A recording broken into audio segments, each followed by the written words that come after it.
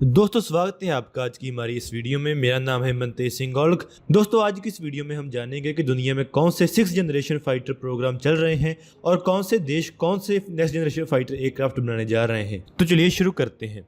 सबसे पहला 6th generation fighter aircraft और next generation air superiority fighter aircraft जिसके बारे में हम बात करने वाले हैं वो यूनाइटेड स्टेट्स का FX एयरक्राफ्ट है। क्योंकि अभी तक इस एयरक्राफ्ट को कोई भी नया नाम नहीं दिया गया है, इसलिए इसको FX एयरक्राफ्ट ही कहा जाता है। ये यूनाइटेड स्टेट्स एयरफोर्स का 6th generation air superiority fighter aircraft होगा जो कि उसके F-22 रैप्टर एयरक्राफ्ट को रिप्लेस करेगा। जैसा कि आप सब जानते हैं कि F-22 प्रोग्राम जब से शुरू हुआ है उसमें बहुत सारी रिलायबिलिटी और मेंटेनेंस इश्यूज आते रहे हैं और जब कोल्ड वॉर खत्म हो गई तो इसके 75% प्लान्ड ऑर्डर्स को कम कर दिया गया था। इसलिए इसको रिप्लेस करने के लिए एक FX फाइटर प्रोग्राम चलाया जा रहा है जिसमें F-22 द्वारा फेस की जा रही प्रॉब्लम्स नहीं होंगी। ये नया फाइटर जेट एक भारी फाइटर एयरक्राफ्ट होगा जो कि F-35 single engine stealth aircraft को कॉम्प्लीमेंट करेगा। अमेरिका इस फाइटर जेट को चाइना के J-20 फाइटर जेट और सुखोई 57 फाइटर जेट जैसे एयरक्राफ्ट के साथ कम्पीट करने के लिए बनाएगा। इसके साथ ही इस एयरक्राफ्ट में नई AIM-260A2 एयर मिसाइल लगाई जाएगी जो कि अमेरिका द्वारा पहले से इस्तेमाल की जाने वाली AIM-120 मिसाइल से बेहतर होगी। अगर आप इस नई मिसाइल के बारे में ज़्यादा जानना चाहते हैं तो मुझे जरूर कमेंट में बताएं, मैं इसके ऊपर नई वीडियो बनाने की कोशिश करूंगा। और इसके साथ ही इस एयरक्राफ्ट में नेक्स्ट जनरेशन इंजन लगाए जाएंगे। इसमें अडेप्टिव वर्सटाइल इंजन टेक्नोलॉजी लगाई जाएगी। इस टेक्नोलॉजी का फायदा यह है कि इसके इस्तेमाल से इंजन मिशन की रिक्वायरमेंट के हिसाब से अपने मोड्स को चेंज कर पाएगा। ये इंजन हाई परफॉर्मेंस मिशंस के लिए अपने थ्रस्ट को कंट्रोल कर पाएगा और इसके साथ ही जब इसे लो परफॉर्मेंस की जरूरत होगी तो ये फ्यूल सेविंग मोड में चला जाएगा। इसके साथ ही इस एयरक्राफ्ट में नए सेंसर्स और एवियोनिक्स होंगे और इसके साथ ही इसमें लेजर वेपन्स भी लगाए जाएंगे। इसमें थ्रस्ट वेक्टरिंग इंजन्स भी होंगे और इसमें आर्टिफिशियल इंटेलिजेंस का भी इस्तेमाल किया जाएगा। इसके साथ ही इस एयरक्राफ्ट में नई स्टेल्थ प्रोफाइल और नए स्टेल्थ कोटिंग्स लगाए जाएंगे और इसे स्टेल्थी बनाने के लिए नए मटेरियल्स का भी इस्तेमाल किया जाएगा। दोस्तों इस एयरक्राफ्ट में लेजर वेपन्स का इस्तेमाल किया जाना लगभग कंफर्म्ड ही है। 2013 में एयरफोर्स की रिसर्च लैबोरेटरी ने एक रिक्वेस्ट फॉर इंफॉर्मेशन जारी की थी जिसमें उन्होंने एक ऐसे लेजर वेपन के लिए रिक्वेस्ट फॉर इंफॉर्मेशन मांगी थी जो कि नए नेक्स्ट जनरेशन फाइटर एयरक्राफ्ट में लगाई जा सके। एयरफोर्स का प्लान ये है कि वो 2030 तक ऐसे लेजर वेपन को अपने एयरक्राफ्ट के ऊपर लगा सकें। अमेरिकन एयरफोर्स लेजर की 3 कैटेगरी में इंटरेस्टेड है। पहली कैटेगरी है low power for illuminating, tracking, targeting और डिफीटिंग एनिमी सेंसर्स। ये कैटेगरी वाली लेजर्स दुश्मन के सेंसर्स को ट्रैक करेंगी और उन्हें तबाह कर देंगी। और दूसरी कैटेगरी होगी moderate power for protection to incoming missiles. इस टाइप की लेजर दुश्मन द्वारा लॉन्च की जाने वाली मिसाइल्स को तबाह करेंगी। और तीसरी कैटेगरी वाली लेजर है हाई पावर लेजर। इस लेजर का इस्तेमाल दुश्मन के एयरक्राफ्ट को तबाह करने के लिए किया जाएगा और इसके साथ ही ग्राउंड टारगेट्स को तबाह करने के लिए किया जाएगा। इसके साथ ही अब हम जिस एयरक्राफ्ट के बारे में बात करने वाले हैं वो अमेरिका की नेवी के लिए डेवलप किया जाएगा। इसे एयर डोमिनेंस फाइटर एयरक्राफ्ट का नाम दिया गया है। ये अमेरिका की नेवी के F-18 सुपर हॉर्नेट को रिप्लेस करने के लिए बनाया जाएगा। इसे एक एयर सुपीरियरिटी फाइटर जेट के तौर पर बनाया जाएगा और ये अमेरिका के कैरियर स्ट्राइक ग्रुप्स को प्रोटेक्ट करने के लिए बनाया जाएगा। F-18 एक 4+ जनरेशन फाइटर एयरक्राफ्ट है जिसे 1990 में सिलेक्ट किया गया था, लेकिन अब ये एयरक्राफ्ट अमेरिका की नेवी की रिक्वायरमेंट्स को पूरा नहीं कर पा रहा है। इसके साथ ही अमेरिका की नेवी अब F-35C फाइटर जेट्स को खरीद रही है जो कि वो अपने F-18C फाइटर जेट्स को रिप्लेस करने के लिए इस्तेमाल करेगी। लेकिन F-35 फाइटर जेट एक हल्का सिंगल इंजन फाइटर एयरक्राफ्ट है और इसीलिए अब एक नया एयर डोमिनेंस फाइटर एयरक्राफ्ट बनाया जा रहा है ताकि वो सुपर हॉर्नेट एयरक्राफ्ट को रिप्लेस कर सके और इसमें एयर डोमिनेंस की कैपेबिलिटीज भी हों। अभी तक ये क्लियर नहीं है कि क्या ये अमेरिकन एयरफोर्स के FX फाइटर एयरक्राफ्ट का ही एक नेवल वेरिएंट होगा और जहां ये बिल्कुल नया एयरक्राफ्ट होगा। अभी तक नेवी ने ये डिसाइड नहीं किया है कि क्या ये एयरक्राफ्ट कैरियर से ऑपरेट किया जाएगा और यहाँ ये एयरक्राफ्ट एक high endurance ground based fighter aircraft होगा जो कि ग्राउंड से लॉन्च किया जाएगा ताकि ये एयरक्राफ्ट कैरियर बैटल ग्रुप्स को प्रोटेक्ट कर सके। इसके बाद हम जिस एयरक्राफ्ट के बारे में बात करने वाले हैं वो रशिया का सुखोई 57 का एडवांस वेरिएंट सुखोई 60 एयरक्राफ्ट है। रशिया अपने सुखोई 57 फाइटर एयरक्राफ्ट की मास प्रोडक्शन बहुत जल्द शुरू करने वाली है। इसमें वो अपना S-30 इंजन इस्तेमाल करने वाले हैं। जैसा कि हम सब जानते हैं कि रशिया ने अपने सुखोई 27 फाइटर जेट को धीरे धीरे अपग्रेड किया था और इसके बाद उसने इस एयरक्राफ्ट के बहुत सारे नए वेरिएंट्स भी बनाए थे और ऐसा ही काम वो अपने सुखोई 57 एयरक्राफ्ट के साथ करने जा रहा है। वो इसका एक एडवांस वेरिएंट डेवलप कर रहा है जो कि एक 6th जनरेशन फाइटर एयरक्राफ्ट होगा। इसका अभी कोई नाम नहीं दिया गया है लेकिन इसके बारे में स्पेकुलेट किया जा रहा है कि इसका नाम सुखोई 60 एयरक्राफ्ट होगा। इस नए एयरक्राफ्ट में सुखोई 57 के लिए डेवलप की जा रही नई एडवांस टेक्नोलॉजीज लगाई जाएंगी। इसमें नए हल्के और स्ट्रॉन्गर कंपोजिट मटीरियल्स लगाए जाएंगे और इसके साथ ही ये aircraft laser weapons, artificial intelligence और नए इजराइल 30 इंजन का भी इस्तेमाल करेगा। ये नई हाइपरसोनिक और नई एयर टू एयर मिसाइल्स का इस्तेमाल करेगा और इसके साथ ही ऐसी खबरें आ रही हैं कि इसमें एंटी ग्रेविटी सूट्स का भी इस्तेमाल किया जाएगा, जिसकी मदद से पायलट्स बहुत एक्सट्रीम जी फोर्स मनूवर्स कर पाएंगे और बहुत खतरनाक मनूवर्स कर पाएंगे।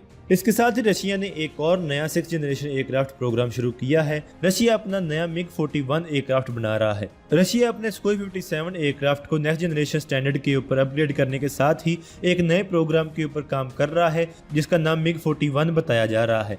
ये एक नेक्स्ट जनरेशन इंटरसेप्टर एयरक्राफ्ट होगा जो कि रशिया के मिग 31 फॉक्सहाउंड एयरक्राफ्ट को रिप्लेस करेगा।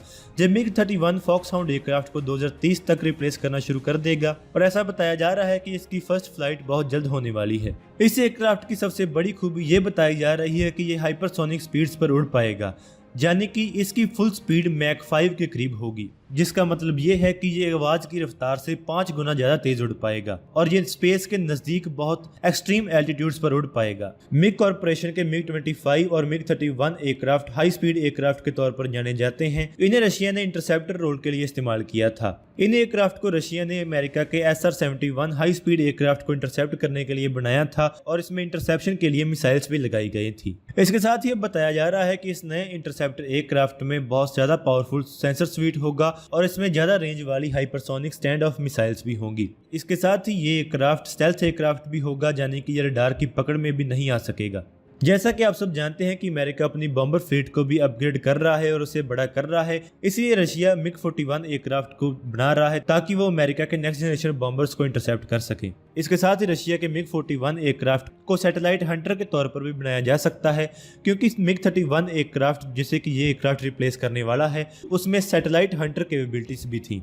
इसके साथ ही इस नए एयरक्राफ्ट को अमेरिका के स्पेस प्लेन जैसे कि अमेरिकन SR-72 एयरक्राफ्ट को भी टारगेट करने के लिए बनाया जाएगा और इसके साथ ही ऐसा हो सकता है कि ये मिग 31 के प्रोग्राम के जैसे ही एयर टू ग्राउंड और एंटी शिप म्यूनिशंस को कैरी कर सके। इसके बाद हम जिस नेक्स्ट जनरेशन एयरक्राफ्ट के बारे में बात करने वाले हैं वो यूनाइटेड किंगडम का टेम्पेस्ट फाइटर एयरक्राफ्ट है।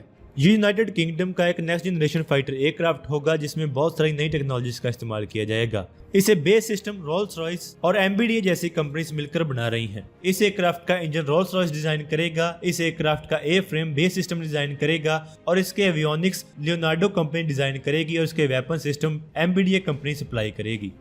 ये एयरक्राफ्ट यूके का यूरोफाइटर टाइफून एयरक्राफ्ट को रिप्लेस करेगा और इसके साथ ही ये यूके की F-35B फ्लीट को कॉम्प्लीमेंट करेगा।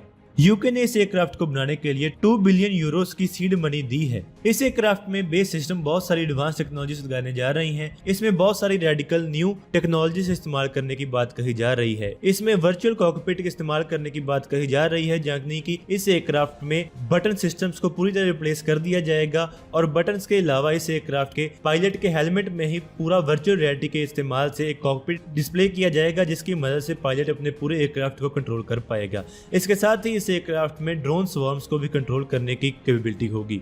इसके बाद हम जिस नेक्स्ट जनरेशन एयरक्राफ्ट के बारे में बात करने वाले हैं वो एयरबस और डसॉल्ट एविएशन द्वारा बनाया जाने वाला future combat air system aircraft है। इस एयरक्राफ्ट में नेक्स्ट जनरेशन वेपन सिस्टम लगाए जाएंगे और इसके साथ ही ये एयरक्राफ्ट स्वार्मिंग ड्रोन्स यानी कि स्वॉर्म ड्रोन्स को भी कंट्रोल कर पाएगा। ऐसा बताया जा रहा है कि ये एयरक्राफ्ट 2035 तक तैयार हो जाएगा और ये फ्रेंच एयरफोर्स के राफेल एयरक्राफ्ट और जर्मनी के टाइफून एयरक्राफ्ट और स्पेन के F-18 हॉर्नेट एयरक्राफ्ट को रिप्लेस करने के लिए इस्तेमाल किया जाएगा। ये फ्रांस के राफेल एयरक्राफ्ट का एक नेक्स्ट जनरेशन वेरिएंट हो सकता है। इसके साथ ही इस एयरक्राफ्ट का एक नेवल वेरिएंट भी बनाया जाएगा जो कि फ्रेंच नेवी के फ्यूचर एयरक्राफ्ट कैरियर से ऑपरेट कर पाएगा। इस एयरक्राफ्ट का इंजन साफरन एयरक्राफ्ट इंजन मैन्युफैक्चरर बनाएगा और इसके साथ ही इसके लिए बहुत सारी नेक्स्ट जनरेशन टेक्नोलॉजीज भी डेवलप की जा रही हैं। इसके बाद हम जिस एयरक्राफ्ट के बारे में बात करने वाले हैं वो है जापान का F-3 fighter aircraft. F-3 fighter aircraft Japan का एक नेक्स्ट जनरेशन फाइटर एयरक्राफ्ट है जिसे जापान अपनी एयरफोर्स फ्लीट को मॉडर्नाइज करने के लिए बना रहा है। इस एयरक्राफ्ट में बहुत सारी नई टेक्नोलॉजीज का इस्तेमाल किया जाएगा। इस एयरक्राफ्ट के लिए जापान ने एक नया इंजन भी डेवलप कर लिया है और इसके लिए बहुत सारी नेक्स्ट जनरेशन टेक्नोलॉजीज डेवलप की जा रही हैं। इस एयरक्राफ्ट में फ्लाई बाय ऑप्टिक सिस्टम का इस्तेमाल किया जाएगा और इसके साथ ही इसमें सेल्फ हीलिंग टेक्नोलॉजी भी होगी, यानी कि ये एयरक्राफ्ट खुद ब खुद फ्लाइट के दौरान अपने आप को ठीक कर पाएगा। और इसके साथ ही इस एयरक्राफ्ट में लेज़र वेपन्स को कैरी करने की कैपेबिलिटी भी होगी और इसके साथ ही इस एयरक्राफ्ट में स्टेल्थ कैपेबिलिटी भी होगी और इसके साथ ही इस एयरक्राफ्ट को EMP प्रूफ भी बनाया जाएगा, जाने कि ये एयरक्राफ्ट इलेक्ट्रोमैग्नेटिक पल्स अटैक से भी बच पाएगा। इसके साथ ही हमारा देश भी AMC Mark II एयरक्राफ्ट को डेवलप करेगा जिसमें 6th जनरेशन टेक्नोलॉजीज का इस्तेमाल किया जाएगा। हाल ही में हमारे एयरफोर्स चीफ का कहना था कि हमारे AMC Mark II प्रोग्राम में 6th जनरेशन टेक्नोलॉजीज का इस्तेमाल किया जाएगा। AMC Mark II एयरक्राफ्ट के बारे में कहा जा रहा है कि ये अनमैन्ड और मैन्ड कन्फिग्रेशन दोनों में आएगा और इसके साथ ही ये एयरक्राफ्ट डायरेक्टेड एनर्जी वेपन्स यानी कि लेज़र वेपन्स का इस्तेमाल करेगा। इसके साथ ही इसमें इंडिजिनस हाई पावर्ड इंजन का भी इस्तेमाल किया जाएगा। तो दोस्तों आज की इस वीडियो में इतना ही। अगर आपको ये वीडियो अच्छी लगे तो आप इसको जरूर लाइक और शेयर करें। Thanks for watching this video. जय हिंद, वंदे मातरम।